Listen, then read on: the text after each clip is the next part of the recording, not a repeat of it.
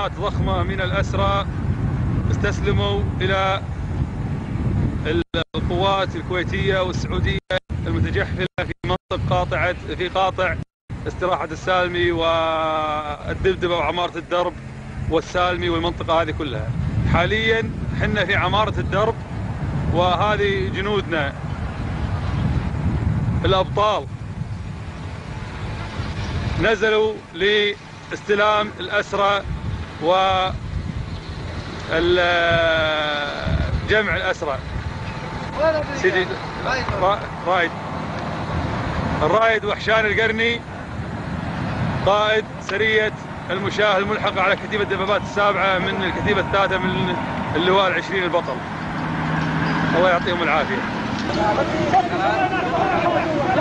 يلا شباب على نيات العموم. يلا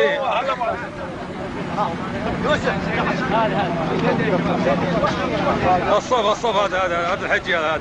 وحدين يا شباب. ايش جابك والله معاهم؟ تعال حجي تعال. شو اسمك انت؟ أودل. ها؟ أودل. عودة محمد أودل. كردي؟ نعم. عسكري بالجيش العراقي؟ نعم. من كم سنة عسكري؟ 19 سنة. 19 سنة؟ نعم.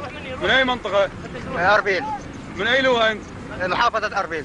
أي لواء عسكري؟ لواء 418. 418. نعم. تحركت الآن قواتنا البطلة لمواصلة عملياتها دون أي إصغاء لإعلان منهزم العراق صدام حسين بأنه سيسحب قواته.